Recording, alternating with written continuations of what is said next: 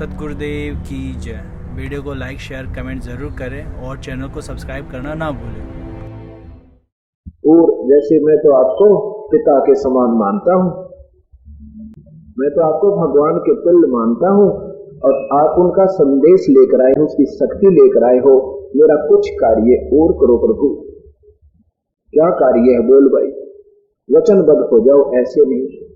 कबीर साहब बोले वो वचनबद्ध हुआ, बोल क्या बात है। काल में क्या चाल चाली के 3 लोक जीव थोड़े, कहा कि आप यहाँ क्या करने आए हो प्रभु? कबीर साहब ने कहा कि मैंने बताया धर्मदास कि तूने इन प्यारी आत्माओं का क्या हुलिया बिगाड़ रखा निकम्मे। ये ऐसे थे क्या सतलोक में तेरे साथ आए, जब गधे बना रखे, गधी बना रखी, कुत्ते कुतिया बना रखी तूने, किसी का बेटा मर रहा है कि हाहाकार मची हुई है, तूने सब जुल्म कर दिया। वो कहता है मैंने तो पिताजी के आदेश से ना एक न्यायाधीश बैठा रखा है और जैसा कोई कार्य करता है, कर्म करता है, उसका फल उसी को ऐसा ही मिलता है। मैं कुछ नहीं करता, किसी को कुछ नहीं कहता। फिर साहब बोले ठीक है, ये कर्म लाए किसने इनके? ये झूठे लालच में तूने ही तो उलझा रखा है इनको। कहने लगा आप क्या करोगे? कबीर साहब बोले मैं जोगजीत रूप में कबीर साहब कहते हैं मैं नीचे जाऊंगा और तेरी पोल पाड़ के आऊंगा। मैं बताऊंगा कि तुम ये भगवान नहीं जिसको तुम पूज रहे हो, ये तो यही तो काल है जिसको तुम पूज रहे हो, ये तुम्हें खा रहा है। और इसी के ये 3 पुत्र हैं, ब्रह्मा विष्णु महेश, रजगुण ब्रह्मा सतगुण विष्णु तमगुण शिव जी। जैसे गीता जी के अध्याय नंबर 14 के श्लोक नंबर 3, 4 और 5 में स्वयं काल भगवान कह रहा कि अर्जुन ये प्रकृति दुर्गा तो सबकी माँ है और मैं सब प्राणियों का पिता हूँ और मैं इसके पेट में गर्भ में बीज स्थापना करता हूँ तब सबकी उत्पत्ति होती है। और 5वें श्लोक में 14वें अध्याय में लिखा है कि प्रकृति से उत्पन्न 3 गुण, रजगुण ब्रह्मा सतगुण विष्णु तमगुण शिव जी, इससे पैदा होने वाले इस देव दुर्गा से उत्पन्न ये देही में शरीर को, इस जीव को उलझाए रखते हैं। अब काल बोला कि एक मेरा वचनबद्ध हो जाओ, मेरा छोटा सा काम कर दो। कबीर साहब बोले भाई ठीक है, मैं वचनबद्ध हुआ कि 3 युग जीव थोड़े ले जाना। कबीर साहब ने कहा कि मैं सब जीवों को बताऊंगा, तू काल है, तेरी सारी व्यवस्था बताऊंगा, तुम कैसे फंस गए यहाँ पर, और सारी सृष्टि रचना बताऊंगा उनको, सबको उनके हृदय में बचा दूंगा ये सारी कथा। और फिर सब जीवों को सतलोक सतनाम देकर के, सार नाम देकर के यहाँ से पार करूंगा। तब उसने वचनबद्ध किया प्रभु को कि एक काम करना, 3 युग जीव थोड़े जाही, 3 युगों में जीव थोड़े ले जाना प्रभु। सतयुग त्रेता जब कलयुग आही, तीनों युग जीव थोड़े जाही, चौथा युग जब कलयुग आवे तब तो शरण जीव बहु जावे। चौथे युग कलयुग में आप कितने जीव ले जाना प्रभु? 3 युगों में जीव ना ले जाना। जो सारे ही जीव ले जाओगे तो मेरी भूख कैसे मिटेगी? पूरा रो पीट कर उसने ये वचनबद्ध प्रभु को कर दिया। अब यहाँ मन में शंकाएं आती रहेंगी आप लोगों के जो प्रथम बार सुनते हैं। क्या फिर कबीर परमेश्वर सर्वज्ञ नहीं थे? क्या वो जाने जान नहीं थे? क्या उसके अंतर की नहीं जानते थे कि उसने जब ऐसी जब मांगा उनसे, क्या उनको पहले पता नहीं था? वो ना हाँ भरते। कबीर परमेश्वर को शब्द मालूम था, उसको मालूम था कि बच्चे को, माता पिता को मालूम होता मेले में बालक क्या मांग सकता है, और इतना वो समर्थ होता है ये खिलौने मांगा करें और वो दिला सकता है, उससे कोई हानि और लाभ नहीं होता। बच्चा उसकी यही तक दौड़ होती है। कबीर साहब ने मालूम था कि 3 युगों में ये प्राणी भक्ति नहीं करेगा सतलोक की। क्यों नहीं करेगा? क्योंकि सतयुग के अंदर इतना सुख होता है इस प्राणी को। वो पुण्यकर्मी प्राणी आते हैं जो पुण्य कर्मों के धनी होते हैं, उनको सतयुग में जन्म देता है ये काल, और उनके पिता के सामने पुत्र की मृत्यु नहीं होती। सतयुग में पत्नी विधवा नहीं होती और लाखों वर्षों की आयु होती है और सुदृढ़ शरीर होता है, बहुत सुंदर आहार होता है, जब चाहे वर्षा हो जाती है, जब चाहे जो जहां चाहे वहां वर्षा करवा सकता है। क्योंकि जैसे बैंक में हमारा धन हो और जब चाहे कोई अपने 10,000 निकलवाओ चाहे 20,000 निकलवाओ, उसको तुरंत ही बैंक दे देगा। ऐसे हम अपने पुण्य कर्मों के आधार पर जो मांगे उस समय हमें कर्म आधार पर तो मिलता ही था, और साथ में विशेष याचना हम करते हैं तो उसका उन्हीं के पुण्य से वहां स्वर्ग लोक वालों से यहाँ फिर मिलता रहता है। ऐसे फिर कोई सत भक्ति नहीं करता, केवल वेदों के आधार पर तो करते रहते हैं, और फिर उनमें सिद्धियां आ जाती हैं, आकाश में उड़ जाना। जैसे त्रेता युग में कुंभ, इसका रावण का पुत्र मेघनाद, जिसको इंद्रजीत भी कहते हैं, उसने पूरी सेना चढ़ा दी थी यहाँ से सिद्धि से। वो पहले साधनाएं करते थे, अपनी सिद्धि से सारी सेना को साथ उड़ाकर रावण की को, और इंद्र के ऊपर दावा बोल दिया ऊपर स्वर्ग लोक में, और उसको फिर इंद्र ने अपनी पराजय स्वीकार की। 33 करोड़ देवताओं को बांध कर रावण की कैद में डाल दिया, और इंद्र ने अपनी जान बचाने के लिए अपनी पुत्री रावण के पुत्र का ब्याह दी। बता, जो इतने स्पीड में को 2 फुट भी उड़ जाए ना आकाश से, वो भगवान किसी ने ना माने, हर दुनिया इकट्ठी होकर देखा, वो तेरे भी कमाल हो गया भाई, भगवान उतर रहा है। ये तो बच्चों के खिलौने हैं ये सिद्धियां, तो इस भक्ति मार्ग में। तो उस समय सतयुग में इतना सुख, फिर त्रेता में ऐसे ही, फिर द्वापर तक ये प्राणी घना दुखी नहीं होता। अब द्वापर तक तो ऋषि लोग भी रहे, उसके बाद वो वशिष्ठ मुनि जैसे महापुरुष यहाँ से कूच करके कि नरेंद्र भाग पैदा होंगे। त्रेता सतयुग से लेकर द्वापर तक वो महापुरुष रहे हैं, अब भी रह सकते थे, उनकी आयु इतनी लंबी होती, लेकिन अब वो गुप्त हो गए, अपना ऊपर स्वर्ग में चले गए अपने कर्माधार पर। इनके कुछ फिक्स समय होता है, उतने समय तक ये कभी भी प्रकट हो सकते हैं, कभी भी जा सकते हैं। अब वो सब खिसक गए आकर। तो कबीर परमेश्वर को मालूम था कि कलयुग में ये प्राणी इतना भक्तिहीन होगा, भौतिक सुख तो नजर आएंगे पर इनका शांति मन में नहीं होगी, और जिन भगवानों की ये सही शास्त्र त्याग कर पूजा कर रहे होंगे उनसे इनको कोई राहत नहीं होगी। कर्म आधार पर जब तक सुख होगा, सुख चलता रहेगा, और ये सोचते रहेंगे कि हम जो पूजाएं कर रहे हैं वो हमारी श्रेष्ठ है, क्योंकि हमारे कार हैं, कोठियां हैं, लड़के नौकरी लग गए हैं, पोते और पोतियां हो गई हैं, तो बिल्कुल यही पूजाएं जो हम करें ये श्रेष्ठ है। चाहे कोई व्रत रख रहा है, कोई तीर्थ कर रहा है, कोई श्याम जी पूज रहा है, कोई संतोषी माता के व्रत रख रहा है, तो जैसी भी पूजा कोई कर रहा है उसको श्रेष्ठ मान रहा, जैसा भी गुरु बना रखा है वो भी श्रेष्ठ मान रखा है। और जब आएगी कर्म पाप कर्मों की मार दंड, फिर उनसे वो लाभ नहीं होता, फिर ये भ्रमता और भटकता फिरता, फिर लुटेरों का फंसता है, हाथ देखने वालों को, बुझा निकालने वालों को, फिर कोई झाड़े लगाने वालों को, कोई पांचों कपड़े पितरों के बताने वालों को, उनमें फिर लूटता है, कोई राहत नहीं होती। फिर अपने कर्म को भोगना कहते हैं, कर्म तो संतों के पास जाता है, कर्म संत कहते कर्म तो बेटा भोगने ही पड़ते हैं, बस ये फिर अपना बैठ जाता उस कर्म के दंड को भोगने के लिए।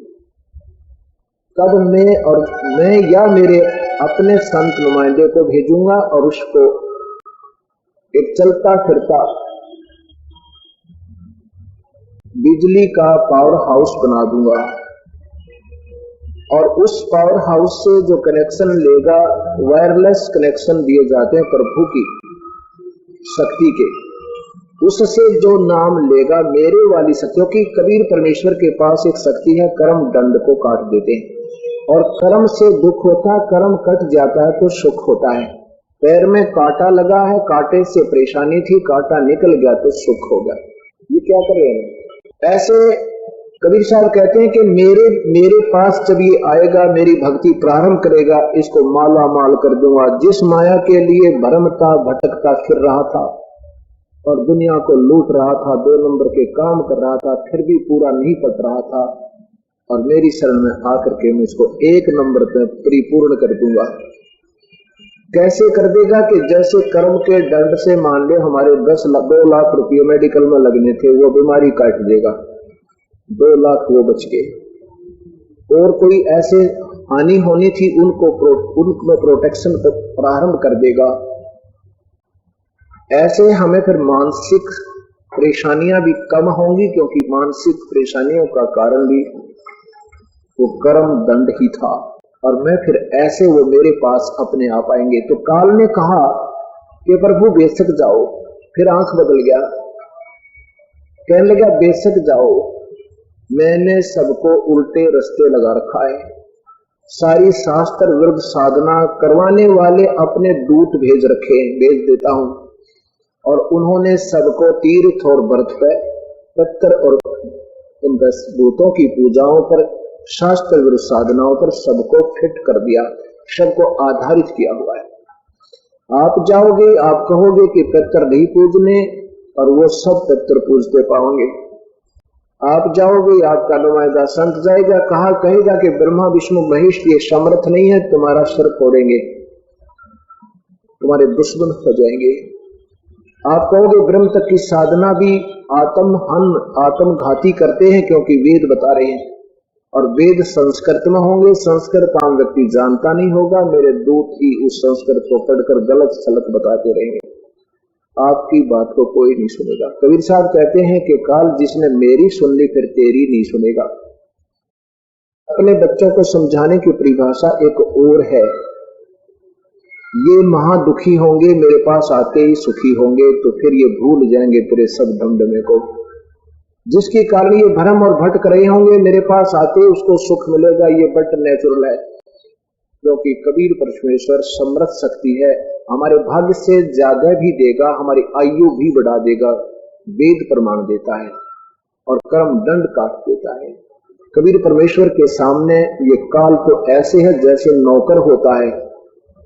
स्वयं भगवान शिव वशिष्ठ मुनि जी को कहते हैं योग वशिष्ठ में कि वो पूर्ण परमात्मा के सामने ये काल तो उसका नौकर है। काल और महाकाल ये दोनों तो उसके नौकर हैं। काल कौन है? ये 21वें ब्रह्मांड में स्वयं रहता है ये काल, और महाकाल रूप में ये स्वयं एक ब्रह्मांड में ये ब्रह्मलोक में रहता है, वहां तो ये काल कहलाता है। और फिर 21वें ब्रह्मांड के ऊपर टॉप में रहता है शिखर में, वहां ये महाकाल है। कहते हैं उस परम पूर्ण परमात्मा के सामने योग वशिष्ठ में स्वयं शिव जी कह रहे हैं वशिष्ठ जी को कि उस पूर्ण परमात्मा के सामने ये काल और महाकाल तो उसके सर्वेंट है, नौकर है। गरीबदास जी कहते काल जो पीसे ना ये जोड़ा है पनिहारे, ये दो असल मजदूर है मेरे सतगुरु के दरबार। ये तो मजदूर है, ये काल, ये ब्रह्म 21 ब्रह्मांड का मालिक, और ये मौत। कहते मेरे हंस की जो मेरी मर्यादा में विधिवत साधना पूरे संत से लेकर कर रहा है, उसके ऊपर ये मौत अटैक नहीं कर सकती, उसकी मृत्यु अकाल नहीं हो सकती, मेरी रजा से जब वो कहेगा जब होगी।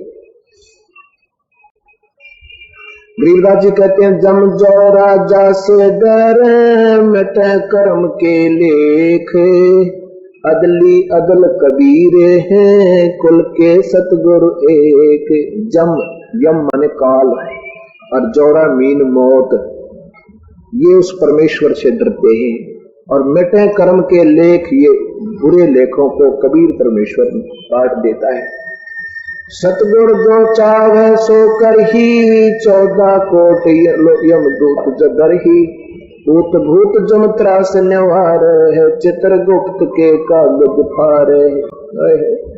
कहते इस काल के चित्रगुप्त, गुप्त चित्र, साइलेंट फिल्म बनती है हमारे अंदर, कहते उन सबको कैंसिल कर देगा। गरीबदास जी ने अपनी आंखों देखा, कबीर परमेश्वर की समर्थता का ज्ञान किया है, ब्यौरा दिया है, ज्ञान दिया है। क्या कि कबीर साहब मुझे लेकर के ऊपर गए, शरीर नीचे रह गया था, एक सूक्ष्म शरीर में यह आत्मा होती है, साथ लेकर के धर्मराज के दरबार में गए, जो काल ने यहाँ एक धर्म न्यायाधीश बना रखा है। हर ब्रह्मांड में एक न्यायाधीश होता है जहां हमारे कर्मों के आधार पर लेखा और जोखा होता है। तो वहां धर्मराय के दरबार में, इस न्यायाधीश के दरबार में जो काल के द्वारा नियुक्त है, वहां ब्रह्मा विष्णु महेश भी खड़े खड़े कांपते हैं। और कबीर परमेश्वर जब गया तो उसने अपनी वो सीट छोड़ दी धर्मराज ने और कहा कि परवरदिगार विराजो उस सीट पे। जैसे हिंदुस्तान का चीफ जस्टिस किसी के सामने, इवन प्रधानमंत्री के सामने भी सीट नहीं छोड़ेगा, राष्ट्रपति के सामने अपनी कुर्सी छोड़कर दूर खड़ा हो जाएगा, क्योंकि वो सुप्रीम जज है। कबीर अपने जो राष्ट्रपति हिंदुस्तान के, वो सुप्रीम जज के भी सुप्रीम है। तो ऐसे कबीर परमेश्वर जब उसने प्रवेश किया, धर्मराज के सुप्रीम यहाँ का जो न्यायाधीश है खड़ा हो गया, हाथ जोड़कर कहता है कि आओ परवरदिगार, जैसे उच्च अधिकारी निम्न अधिकारी कर्मचारी के ऊपर डांट लगाता है, ऐसे कबीर साहब कहते हैं, गरीबदास जी बता रहे हैं, धर्मराय दरबार में दई कबीर तलाक, मेरे भूले चूके हंस को तू पकड़िए मत कजा के। मेरा कोई भूल चूक तेरे पास आ जाना, कोई गलती से ले आओ तेरे यम के दूत, तो उसको खबरदार, जो उसके साथ तूने कोई उसका लेखा जोखा नहीं करना, उसको हाथ भी मत लगाना।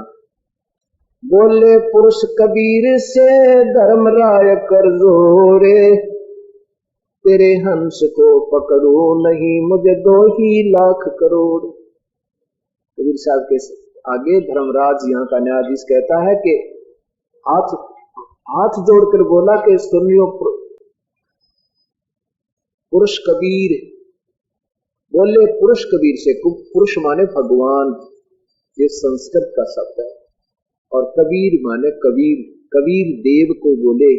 कौन? धर्मदास कर जोड़, हाथ जोड़ के, और आपके हंस ने हम ही पकड़ेंगे, ये दोनों कान पकड़ के कहता हूं, और दुहाई मन लाख। फिर कहते हैं कि प्रभु मेरी एक समस्या है।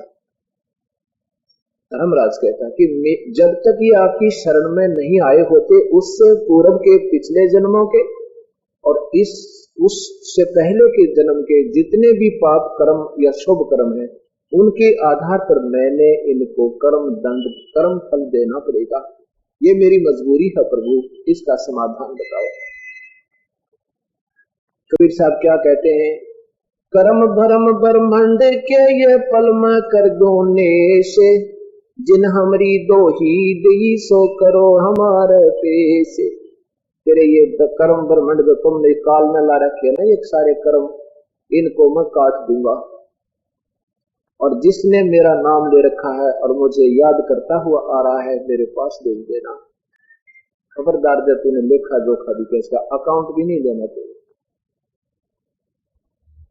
तब धर्मदास ने कहा कि ठीक है मालिक, आपके हंस का मैं लेखा जोखा नहीं दूंगा।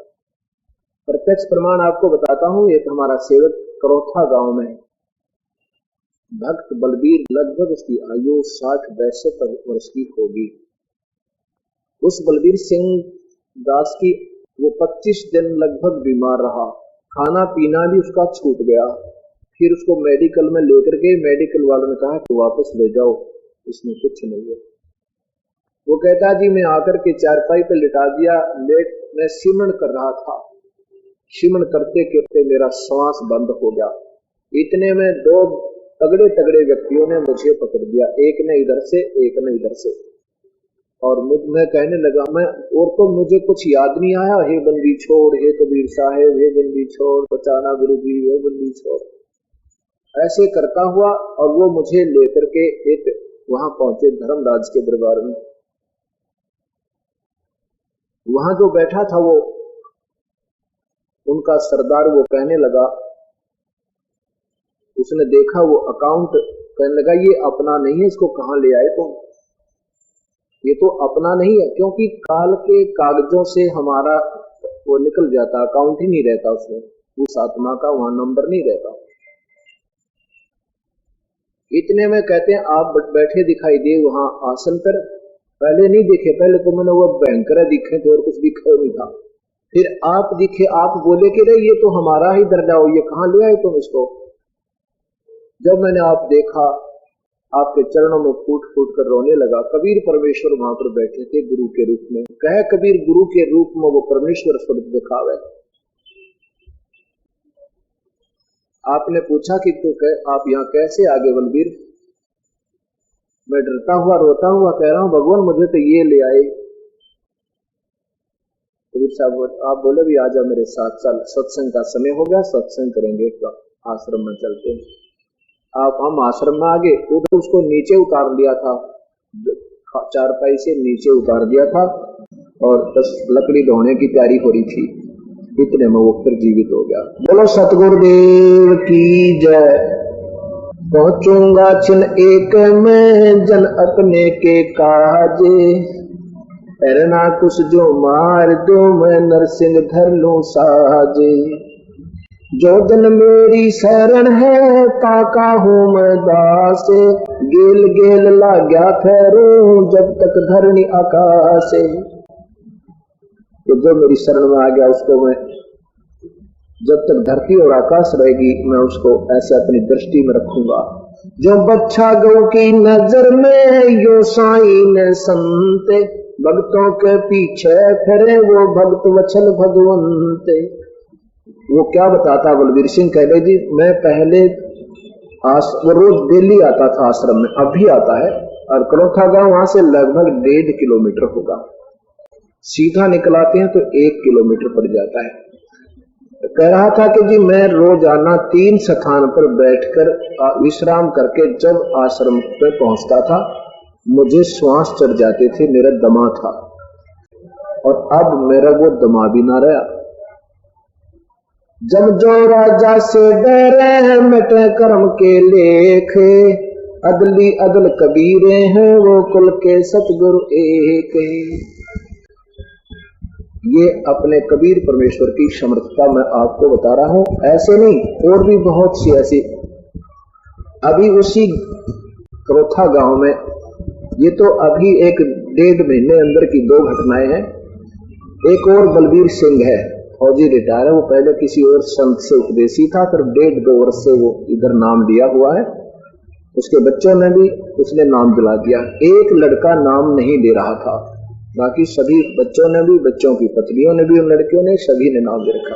जो नाम नहीं लेना चाह रहा था वो लड़का बीएसएफ में लगा हुआ है, तो उसकी पत्नी ने उपदेश ले रखा 1.5 वर्ष से, 1 वर्ष से। उसके लड़के को दौरे पड़ा करते हुए 10-12 वर्ष का होगा, 7-8 वर्ष से उसके दौरे पड़ रहे थे। सब जगह इलाज उलाज करा लिया था, प्रभु की कृपा से वो स्वस्थ हो गया बच्चा।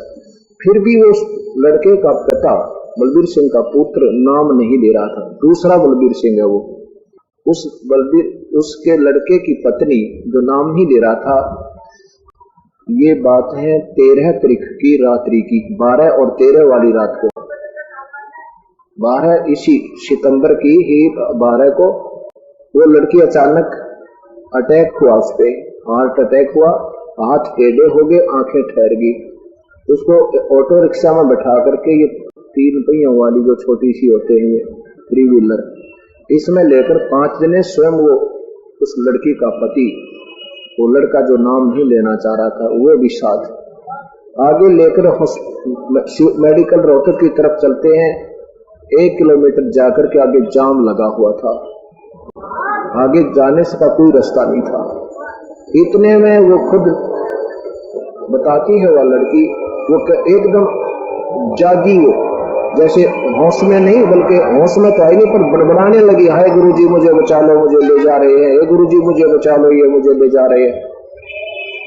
उस लड़की ने आकर के सुबह 13 को मुझे बताया, साथ में वो बलबीर उसका ससुर भी साथ में थे। वो कहने लगे जी आप दिखाई दिए और आपने ऐसे कहा बेटी अब नहीं ले जाने देंगे, और जाओ वापस, कोई खतरा नहीं है। वहां से वो होश में आई और वापस कहने लगी मुझे वापस ले चलो, मेरे कोई तकलीफ नहीं है। बोलो सतगुरुदेव की जय। वापस ले आए। वो जो उसका ससुर है लड़की का, वो कहने लगा बलबीर सिंह के जी मेरा पेटा नहीं भरा, कि अब तो हो सका है कोई अटैक टल गया हो और फिर कल में कुछ हो जाता, लोग ये कहेंगे अभी लालची था, लड़की दिखा, अपनी पुत्र वधू को दिखाया नहीं। मैंने फिर कार करी और फिर भेजे 2-3 बच्चे और साथ में वो उसका लड़की का पति यानी अपना बेटा, कि इसका पूरा इलाज, पूरी अल्ट्रासाउंड वगैरह सारी करवाओ। वो ले गया जी, सुबह 8 बजे वापस, 7:30 बजे वापस आ गए। उन्होंने कहा इसको कोई तकलीफ नहीं है, बिल्कुल स्वस्थ है। छोटी मोटी गोली गाली दे दी 2-4। 8:30 बजे वो मेरे पास आ लिया लेकर अपनी पुत्र वधू को।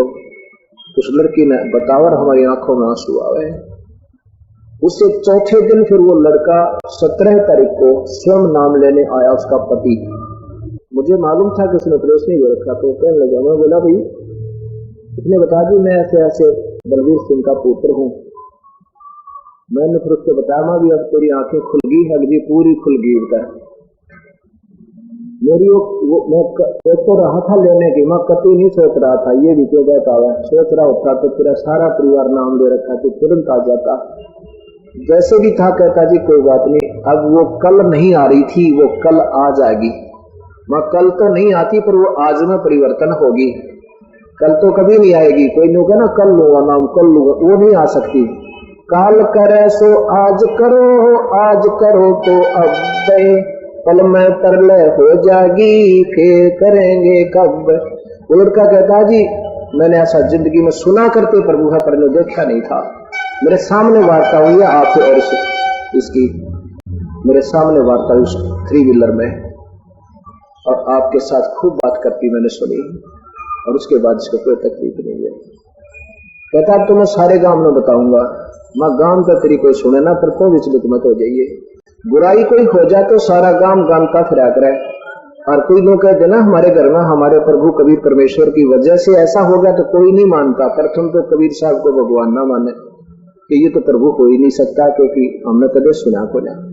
जो तुमने नहीं सुना वही तो सुनाना है, और जो तुमने नहीं देखा वही तो दिखाना है। जिससे जो सुना करते थे गुण, वो गुण आपके घर में हो तो तुम मान लेना कि कबीर परमेश्वर है। अब मैं जो कहना चाह रहा था कि काल और कबीर परमेश्वर की वार्ता हो रही है। काल ने फिर क्या कहा, जब इसका उल्लू सीधा हो गया ना, इसने सोचा वचनबद्ध हो गया, अब मेरा क्या बिगाड़ेगा। कहने लगा कि जाओ बेशक आपकी कोई नहीं मानेगा, वहां पर हमने सबको उल्टे रास्ते लगा दिया है। अपने दुख और आगे से जो तुम्हारे कोई, क्योंकि वो कबीर साहब नहीं मान रहा था, वो उसको सहजदास मान रहा था। और कबीर साहब इसलिए सहजदास बनकर आए थे कि इसने जो बांटना है ना वो बांट लेगा मेरे आगे सहजदास रूप में, और मैं कबीर रूप में जाऊंगा तो इसकी बोलती बंद हो जाएगी, बोलना कोई नहीं। जो अपनी गावेगा नहीं बोलेगा नहीं, इसलिए कबीर परमेश्वर रूप बदल कर गए थे।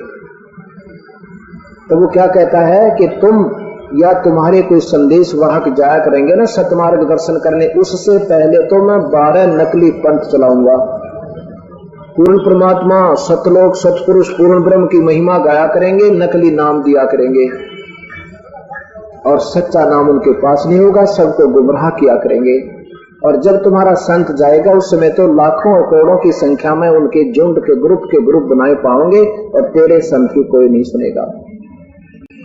12 पंथ करूं मैं साजा, नाम तुम्हारा ले करूं आवाजा। 12 पंथ नाम जो ले ही, मेरे मुख में आन समय ही। इन 12 पंथों में नकलियों में जो कोई नाम, वो 12 पंथ नकली चलाऊंगा, और तुम्हारा नाम लेकर के आवाज लगाऊंगा कि पूर्ण परमात्मा है, वो सर्वशक्तिमान है, और सतलोक की महिमा गाने वाले पंथ भी चलेंगे। वो बताया करेंगे सचखंड सतलोक है, और प्रभु कैसा है। प्रभु तो निराकार है, वो तो आकार में है ही नहीं, वो वहां जाकर रुक जाएंगे।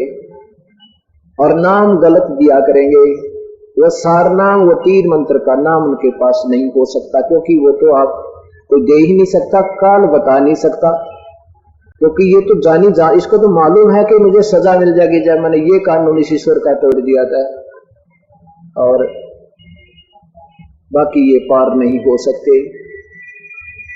क्या कहा कि 12 पंथ करूं मैं साजा, नाम तुम्हारा ले करूं आवाजा। 12 पंथ नाम जो ले ही, वो मेरे मुख आन समोही। प्रथम अंश हमारा जाई ही, पीछे अंश तुम्हारा जाही। काल कहता है कि पहले मेरे दूत पहुंच जाओगे काफी समय पहले, और पीछे से तेरा दूत जाएगा, तेरा सत्य संदेश वाहक जाएगा, अंश जाएगा, तब कोई नहीं सुनेगा उसकी। कबीर साहब कहते हैं हमने सुनाना आता है, यह चिंता तू मत कर, आन देवो सबे उस कलयुग में फिर देखना। तो कबीर साहब ऐसा कह करके वहां से चल पड़ते हैं। कहाँ आते हैं, पहले ब्रह्मा जी के पास गए एक ब्रह्मांड में, और ब्रह्मा जी से यह पूरी सृष्टि रचना सुनाई और कहा कि ये काल है जिसको तुम भगवान मान रहे हो, ब्रह्मा जी ने सारी बातें बिल्कुल सच सुनी, क्योंकि इसमें परमेश्वर थे, काल हट जाता जब प्रभु रहते हैं। सारी बातें बड़े ध्यान पूर्वक सुनी और कहा जी क्या कैसे बात बने दाता। तो कहा कबीर साहब ने कि तू उपदेश ले, प्रथम 3 सतिथि में नाम दूंगा, पहला मंत्र ले, उसके बाद सेकंड मंत्र देने आऊंगा। पहला मंत्र इसलिए दिया जाता है कि एक तो हमने यहाँ का ऋण उतारना है, और दूसरे ये हमें ये पता चल जाता है कि इस 5-4 महीने में इसकी सतिथि का पता लग जाएगा। ये सत्कर मान लेना, प्रथम मंत्र हम देते हैं, अगर आपसे नहीं छूटता है तो उस नाम को छोड़कर कहीं जाइए, कोई दिक्कत नहीं। और दूसरा नाम लेकर भी फिर आप ऐसी पूजाएं करते रहते हो जो शास्त्र विरुद्ध है। देवी की, देवता की घंटी बजाओ, तुलसी पूजो, पीपल पूजो, ये कभी मत पूजना। ऐसा करोगे तो आपका नाम फिर वो हानि देना प्रारंभ कर देगा, लाभ नहीं देगा। तो कबीर साहब प्रथम मंत्र दे करके वहां से चल पड़े, फिर आए विष्णु जी के पास। विष्णु जी को भी यही कथा सुनाई कि तुम काल पूज रहे हो विष्णु, तेरी जैसी पुण्यात्मा, और काल के फंसी बैठे हो तुम। ये काल है जो अव्यक्त रहता है, जो दिखाई नहीं देता, जो तुम्हें तुम्हारा पिता और तुम्हें दर्शन नहीं दे रहा।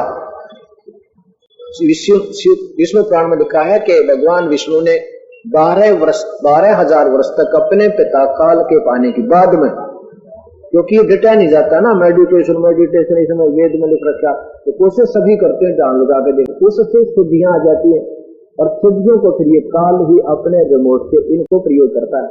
जैसे चुनक ऋषि को प्रयोग किया, मानधाता चक्रवर्ती राजा की 72 अक्षों का विनाश करवा दिया और बम्ब वो बना दिया, अपनी ही साधना गलत साधना पे। ऐसे ये करवाता रहता, मन में प्रेरणा देकर। विष्णु जी ने मान लिया और नाम ले लिया, फिर कहा दूसरा मंत्र में फिर दूंगा तुम्हें, और फिर यहाँ से चले जाओगे। फिर शिव के पास गए, शिव जी ने बहुत आदर सत्कार किया, बहुत ही ज्यादा ध्यान से बातें सुनी और नाम ले लिया। वृद्धदास जी कहते हैं, तो हम सबद हम जग में लाए, सार सबद हम गुप्त छिपाया। शिव जी को सोहम नाम दिया कबीर परमेश्वर ने। अन्य संत सोहम नाम देने का कोई अधिकारी नहीं है, वो गलत दे रहे हैं, वो झूठी मोह मार रहे हैं। ना किसी वेद में है, ना कोई गीता में है, और ये भी 2 भक्ति के धर्म तक की साधना के मंत्र साधन माने जाते हैं। ओम सत सत ये कोई मंत्र नहीं है, ओम के साथ एक मंत्र और लगता है जो मैं ऐसे नहीं बताऊंगा, इसके साथ ही उससे फिर ये एक सतनाम बनता है 2 मंत्र का। फिर उसके बाद तीसरा सारनाम लगेगा और सत्य जिसको कहते हैं, फिर ये पूरा 3 मंत्र का नाम बन जाता है। तो ऐसे वृद्धदास जी कहते हैं कि कबीर साहब ने बताया कि हम बैरागी ब्रह्म पद सन्यासी महादेव, तो हम मंत्र दिया शिव जी को करे हमारी सेव। तो शिव भगवान को मैंने ये सोहम मंत्र दिया, वो मेरी पूजा करता है, मेरी सेवा करता है, जब वहां जाता हूँ गुरु रूप में। अब फिर कहता है कि फिर कुछ दिनों के बाद कबीर साहब बता रहे हैं कि मैं फिर गया ना दोबारा ब्रह्मा के पास, तो ब्रह्मा आपकी फिर दूसरा मंत्र देता हूँ। तो काल में ब्रह्मा की बुद्धि बदल दी कि मेरा जेठा पुत्र भी अगर उस कबीर परमेश्वर के हाथों लग गया तो बात बिगड़ जाएगी, ये तो सारा सबको बिगाड़ देगा। और उसने बुद्धि बदल दी, अंदर कहने लगा कबीर साहब से कि भगवान देखो, वैसे तो हम आपकी बात को अनादर नहीं कर सकते, क्योंकि संतों से पहले डरते थे, याद करते थे, अनादर से नहीं बोलते। पर फिर कहा कि मैं ऐसा है कि मैंने वेदों में ऐसा कहीं नहीं पढ़ा जो आप बता रहे हैं। कबीर साहब कहा कि अगर तुम पढ़ लो तो कहना है क्या, ये तो बुद्धि तुम्हारी काल के हाथ में है, वास्तविकता को पढ़ने नहीं देता तुम्हें। कबीर साहब कहते हैं जब मैंने देखा कि ब्रह्मा ढंग से बातें नहीं कर रहा है तो मैं वहां से उठकर आ गया। विष्णु के पास आया तो उसने भी ये बताया कि ब्रह्मा ने मुझे बताया कि जो वेदों में लिखा वो मंत्र एक ही है, ऐसी विधि है और कोई प्रभु नहीं है, वो तो आप निराकार, वो दिखाई देगा नहीं। हमने सब मेडिटेशन 4 युग करके देख लिया। फिर शिव के पास गया, शिव जी ने भी यही कहा कि ब्रह्मा जी ने मुझे बताया है कि और कोई प्रभु नहीं है और वो तो दिखाई देता ही नहीं। कबीर साहब कहते हैं फिर मैं नीचे आ गया। कबीर परमेश्वर 4 युगों में आए हैं। सतयुग में सत्सुकृत नाम से प्रभु रहे, जैसे कलयुग में कबीर नाम चलेगा, और अन्य रूप कभी भी किसी रूप में कभी भी प्रकट होकर के आकर और जा सकता है। हफ्ते 10 दिन रहकर वो तो सेकंड में, फ्रिक्शन ऑफ सेकंड में जा सकता है, फ्रिक्शन ऑफ सेकंड में आ सकता है। गरीबदास जी कहते हैं एक पलक में साहेब मेरा फिरदा 14 भवना वो। मेरा परमेश्वर कबीर साहब एक पलक में 14 लोकों में एक सेकंड में घूम कर आ जाता है। फिर सतयुग में सतसुकृत नाम से, त्रेता में मुनींद्र नाम से, और कलयुग में तो परमेश्वर, द्वापर में करुणा में नाम से, और कलयुग में कबीर नाम ही उस परमेश्वर का अंतिम तक चलेगा। अन्य नामों से, अन्य रूपों से वो कभी भी कहीं प्रकट हो सकता है, वही समर्थ। और लेकिन नाम कबीर की ही महिमा गाई जाएगी इस कलयुग में। और ये कबीर नाम जो उस परमेश्वर का वास्तविक नाम है, जो उनका सत्यलोक में है। इसलिए क्योंकि अब यहां से जीवों को निकालना है, इस कबीर नाम का जाप वैसे स्वाभाविक संत से लेकर, जैसे हम कहते हैं कि सत कबीर की दया, सत कबीर की दया जय हो, ये भी हमें कुछ आंशिक लाभ मिलता है। ऐसे ये कबीर नाम वही परमेश्वर का वास्तविक लेकर के परमेश्वर अपना ही सतनाम, वही नाम रखवाया है। अब मैं कबीर परमेश्वर को के बारे में बताऊंगा आपको। कबीर साहब जब त्रेता युग में आए थे, क्योंकि कुछ मुख्य घटनाओं से प्रमाण सिद्ध होगा। त्रेता युग में मुनींद्र नाम से आए थे। एक, क्योंकि मुनींद्र ऋषि कहलाते थे, अब संत कहलाते हैं, तो कबीर संत।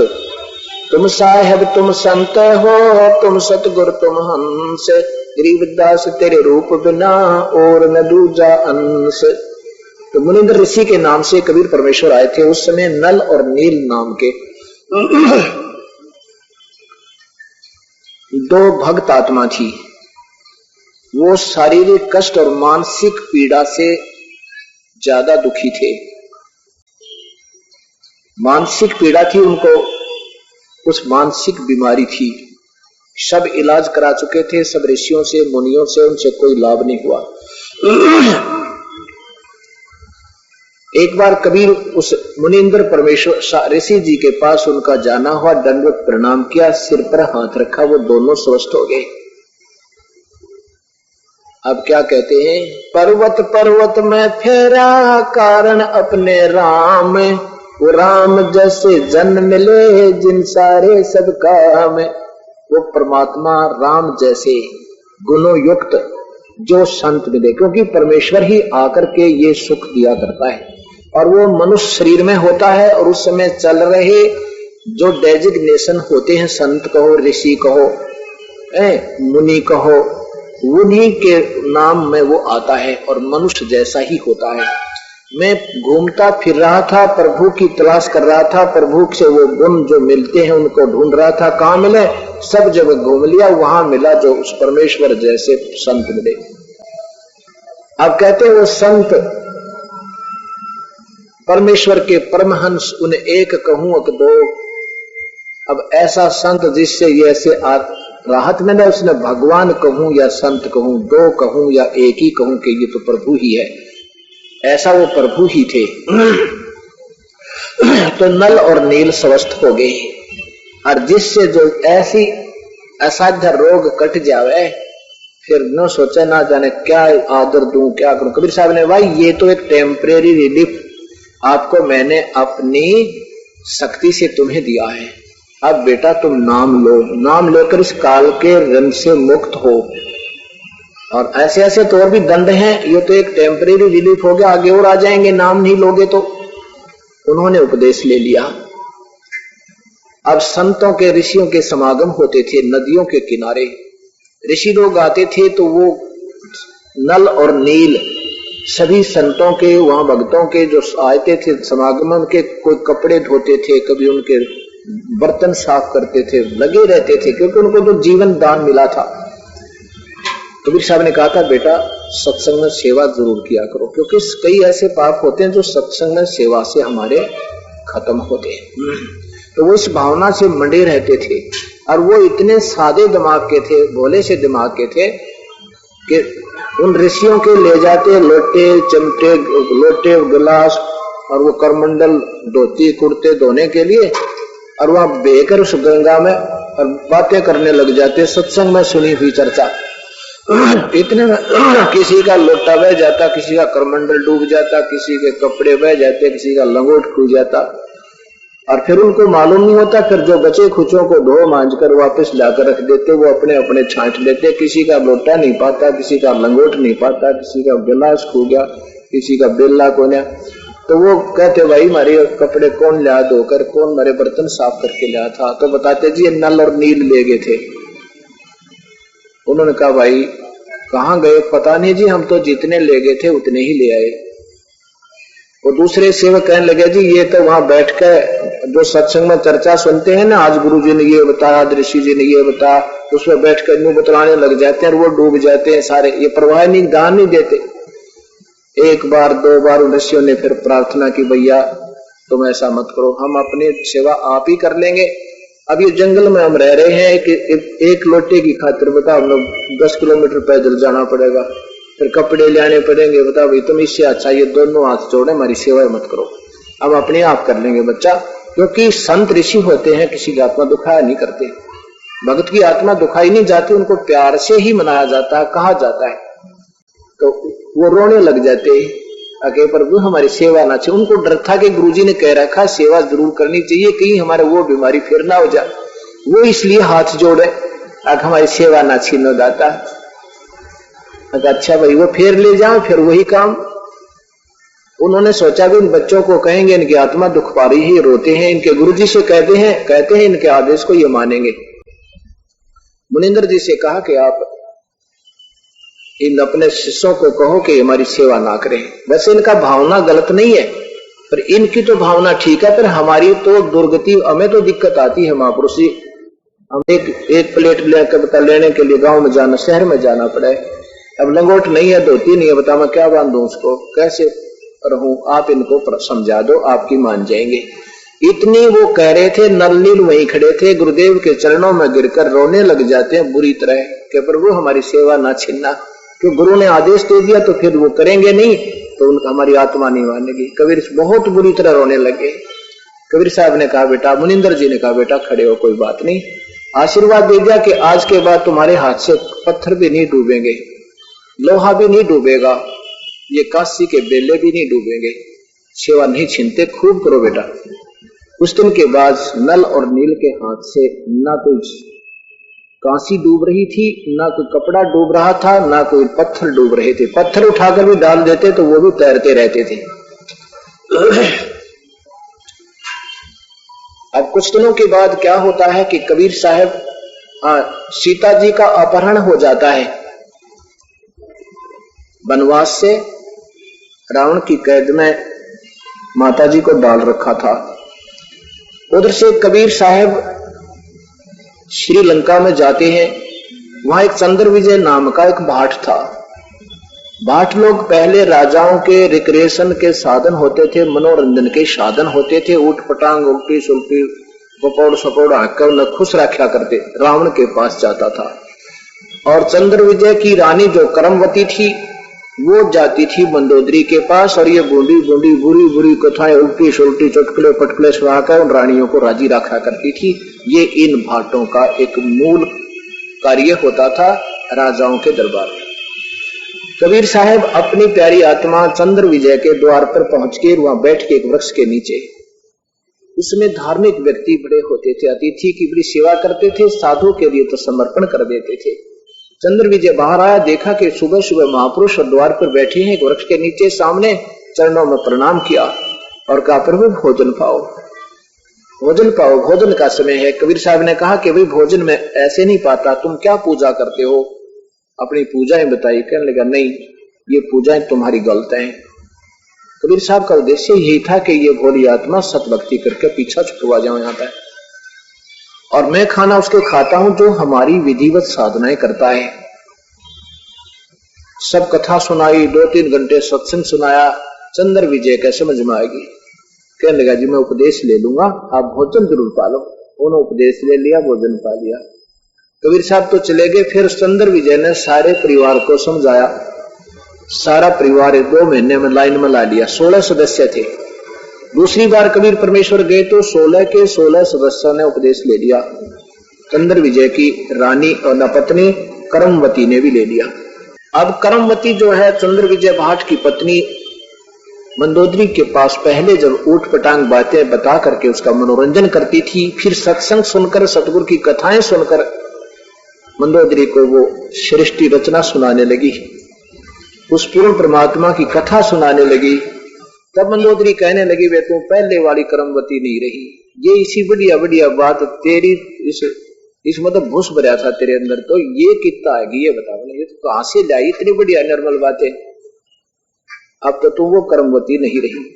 तब उसने बताया कि रानी हमारे गुरुदेव है और मुनिंदर नाम है उनका, और यदि आप दर्शन भी कर लोगे आप तो गदगद हो जाओगे, आप तो पुण्य आत्मा हो। और वो बताते हैं हमें आकर के ये कथाएं। अब मंदोदरी पुण्य आत्मा थी, उसने कहा कि करमवती अब तेरे गुरुजी आओ तो मेरे पास बुला कर लाना। करमवती ने कहा कि देखो आप मेरी मालकिन हो, जो कहोगे मैं आदेश आपका मानूंगी और गुरुदेव से प्रार्थना कर दूंगी, आना ना आना संतों की मर्जी होती है। यदि हम उसको आदेश आप बुला भी लोगे बाई ऑर्डर हरा भी जाएंगे, और यदि रजा नहीं बख्शेंगे, वो प्रसन्न नहीं होंगे, तो साधु का आना और ना आना बराबर होता है। और कहते हैं संतों को बुलाना नहीं चाहिए, स्वयं जाना चाहिए। मंदोदरी समझ बुद्धिजीवी थी, कहने लगी करमवती अब के गुरुजी आओ तो मुझे बुला लिए। मंदोदरी जब आए तो कबीर साहब आए तो मंदोदरी के पास करमवती गई कि गुरुदेव आगे हैं और 1 हफ्ता रुकेंगे, आप आ जाओ। मंदोदरी ने अपने देवर विभीषण से कहा, क्योंकि पहले मंदोदरी गई, मंदोदरी ने सारी कथाएं सुनी, सारी बात सुनी, उपदेश ले लिया गुरुदेव से। उसने एक प्रार्थना की कि गुरुदेव परमेश्वर मेरे पति रावण हैं और वो शराब पीते हैं, मांस खाते हैं। कबीर साहब ने कहा, कबीरा तेरी झोपड़ी गलकटियन के पास, करेंगे सुबह रहेंगे तू क्यों भयो उदास। कि बेटी अपनी कर नहीं पावेंगे, एक ही घर में जहर खाओगा तो मरेगा और दूसरा अमृत दूध पी रहा तो सुखी होगा। तू अपनी भजनी भक्ति कर, हो सके तेरी भक्ति के प्रभाव से उस निर्भाग की आत्मा जाग जा। मंदोदरी का बात समझ में आ गई।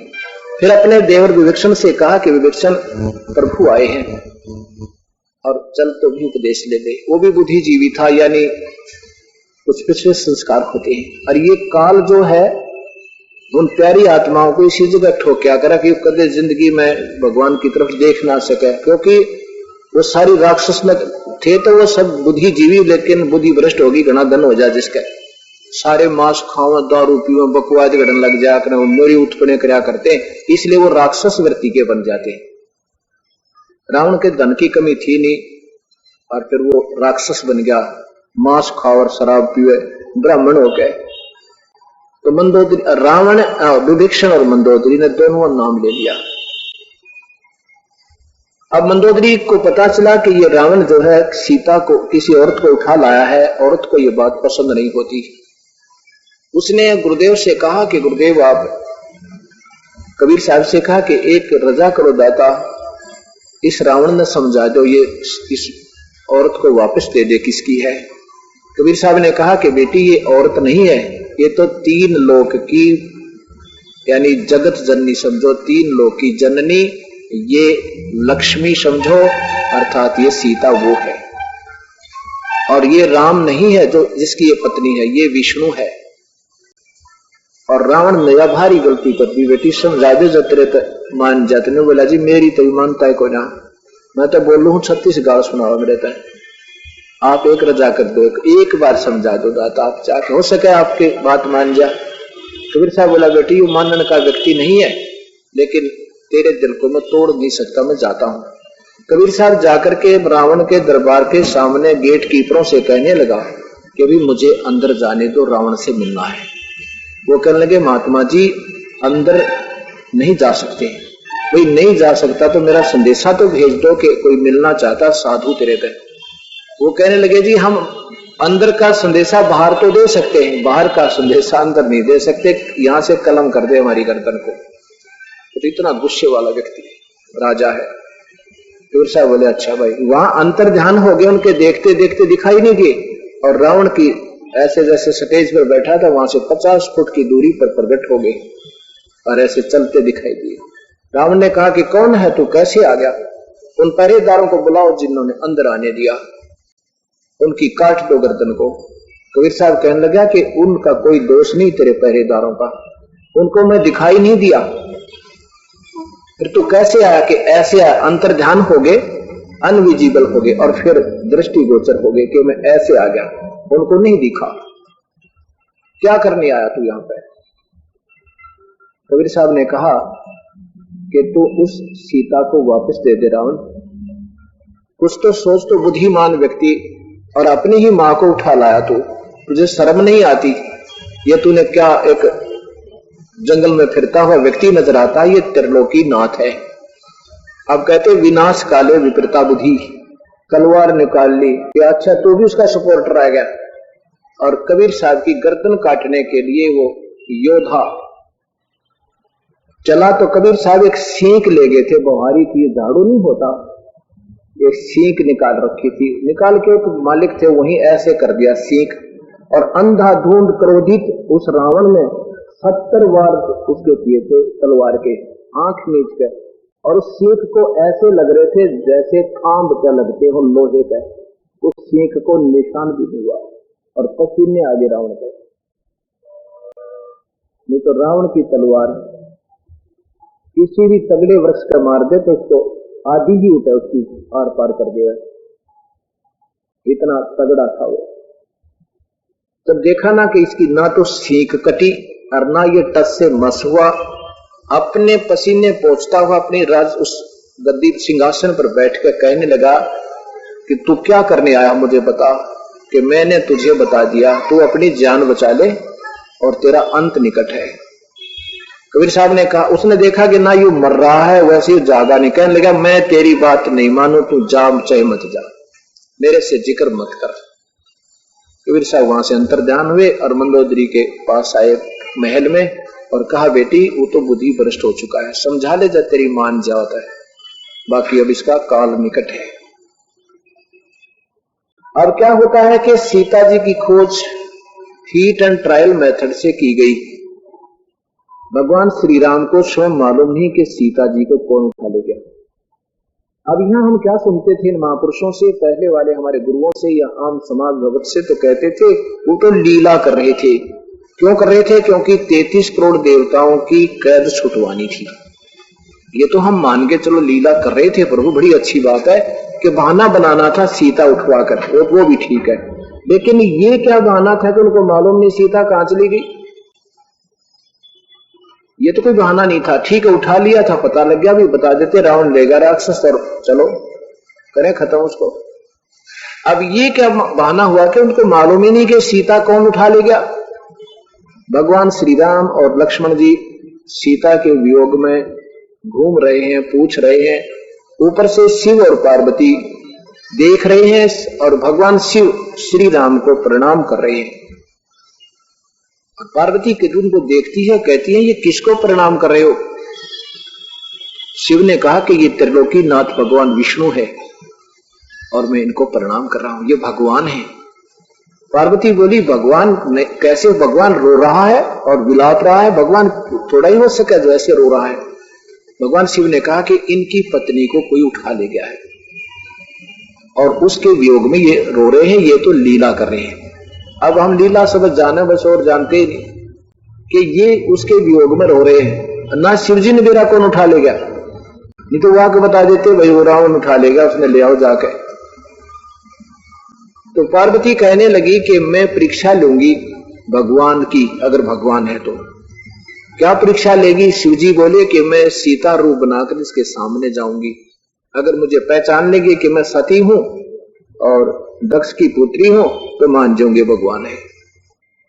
शिव जी बोले कि ऐसी गलती मत करना, तो सीता रूप मत बनाना, नहीं तो मेरे काम की नहीं रहेगी। क्योंकि ये तीनों भाई हैं, बड़ा ब्रह्मा है, सेकंड नंबर का विष्णु है, सबसे छोटा शिव है, कि तू मेरे बड़े भाई की पत्नी का रूप बना लेगी तो मेरे लिए मां के तुल्य हो जाएगी और पत्नी रूप में मैं तुझे स्वीकार नहीं करूंगा। अब ये काल जो है ना सब ने नचा रहा है, ऊपर रिमोट लेकर बैठा 21वें ब्रह्मांड में, वहां तो कहने लगी पार्वती जी के ठीक है मैं नहीं जाऊंगी परीक्षा लेने। शिव जी तक घूमन फिरन चले गए, पाछे तक बना सीता का रूप रामचंद्र के सामने प्रकट होगी। श्री राम ने कहा कि हे दक्ष पुत्री तू कहां आ गई, भगवान शिव को साथ क्यों नहीं लाई, फिर शर्मिंदा होगी कि सचमुच तुम तो भगवान हो, भगवान शिव ठीक ही तुम्हें प्रणाम कर रहे थे। ऐसा कह करके वो चली गई। अब यहां देखना है, भगवान श्री राम को अपनी पत्नी का तो मालूम नहीं उसको कौन उठा ले गया, और सीता को उसको सती को पहचान लिया कि कुछ सीता नहीं है। अब गीता जी का वो ज्ञान स्पष्ट हो जाता है। ये काल भगवान कहता है कि इन सब प्राणियों को जो मेरे अंतर्गत हैं उनकी बुद्धि मेरे हाथ में है, जब चाहे ज्ञान भर दूं, जब चाहे अज्ञान भर दूं। अब जब तो ज्ञान उसका रिमोट ढीला कर दिया, ज्ञान चांदना अंधेर खोल दिया, जब सती जी सीता रूप बनाकर आए, पहचानवा दिया कि ये तो सीता नहीं है सती है, और स्वयं पत्नी के बारे में ज्ञान नहीं। हनुमान जी ने हीट एंड ट्रायल मेथड से ढूंढा, पता चला कि सीता को राक्षस रावण उठा ले गया। अब पुल की तैयारी हुई, सीता पुल के सेना को पार करने के लिए पुल की आवश्यकता पड़ी। 3 दिन तक भगवान विष्णु ने और भगवान श्री रामचंद्र जी ने समुद्र से याचना की, घुटनों पानी में खड़ा होकर, क्योंकि ये सतोगुणी प्रधान है। इन्होंने प्रार्थना की कि हे जल्दी मुझे रास्ता दे दे सागरराज, मैं बहुत दुखी हूं, मेरे ऊपर बड़ी आपत्ति आई है, हमने सेना पार करनी है, मुझे कोई तरीका बता दे, मैं पार जाऊं, मुझे रास्ता दे दे। तीसरे दिन भी जब नहीं रास्ता दिया तो भगवान राम ने कहा लक्ष्मण से, लक्ष्मण मेरा वो अग्नि बांध दे, ये लातों के भूत बातों से नहीं मानते। उसी समय जब जो ही अग्नि बांध चढ़ा तो समुद्र एक विपर रूप बना के और बाहर प्रकट होता, कहता प्रभु इस समुद्र को फूको मत, मुझे जलाओ मत, और जला भी दोगे तो भी तुम पार नहीं हो सकते, एक गड्ढा बन जाएगा। ऐसा काम करो लाठी भी ना टूटे, सर्प भी मर जावे। तब श्री राम ने कहा कि बता भाई ऐसी क्या युक्ति है कि आपकी सेना में नल और नील नाम के 2 सैनिक हैं और वो शिल्पकार भी हैं, और उनके हाथ में उनके गुरुदेव की दी हुई एक शक्ति है जिसके कारण उनके हाथ से पत्थर नहीं डूबते। मालिक आप ऐसे पुल बनवा लो, मेरी भी इज्जत रह जाएगी और आपका भी काम बन जाएगा। तब नल और नील बुलाए गए। अब यहां ये प्राणी मार खाता है। अब नल और नील की पुकार हुई लाखों की करोड़ों की संख्या में, जिसमें 18 पदम, तो जैसे कहते हैं ना भगवान विष्णु श्री राम तो विष्णु की पूजा, शिव की पूजा करता, शिव करता है राम की। जब भगवान राम ने शिव से टेलीफोन किया था ध्यान मेडिटेशन करके, उससे याचना की थी, तो भगवान शिव ने 18 पदम सेना अपने गण भेजे थे श्री राम की मदद के लिए। ये पूजा नहीं है इनकी आपस में। ये बता एक मंत्री की दूसरा मंत्री के पूजा करे, उससे क्या बोले कि आपस में ये सहयोग दे सकते हैं इतना बस। तो इतने सेना में जिसमान गदर सुग्रीव जैसे खड़े, हनुमान जैसे खड़े बली, और फिर नल और नील की महिमा बनने जा रही थी कि आज ये सारे फैलते रह गए। तो उनके मन में, नल और नील के मन में ये खरपतवार मान बढ़ाई का उग गया। अब वो औल पचौल हो गए कि आज इतने बड़े जन समूह में तुम्हारे हाथ से पत्थर तिरेंगे, दुनिया तुम्हारी वाह वाह करेगी। वो भूल गए गुरुदेव को भी याद करना। उन्होंने श्री राम ने पूछा क्यों भाई तुम्हारे हाथ में कोई बच्चा ऐसी शक्ति है? जी हाँ है भाई, कुछ एक्सपेरिमेंट करके दिखाओ। दोनों ने एक एक पत्थर उठाया, जी अभी लो, पत्थर डाला, दोनों डूब गए। फिर उठाया, वो भी डूब गए। अब वो हो गए मायूस, या से हो गए। अब ये क्या बने? भगवान श्री राम ने समुद्र की तरफ जो विपर रूप में खड़ा था, ऐसे देखा जैसे मानो कह रहे हो कि तू झूठ बोल रहा था, क्यों बहकारा है मुझे अभी नादान। तो उसी समय विपर रूप में समुद्र कहता है कि नल नील तुमने जुल्म कर दिया, अपने गुरुदेव को याद नहीं किया, याद करो अपने मालिक को। उसमें नल और नील ने अपने गुरुदेव को याद किया, मुनिंदर ऋषि को। इतने में मुनिंदर जी लगभग आधा किलोमीटर की दूरी पर आते हुए नजर आए।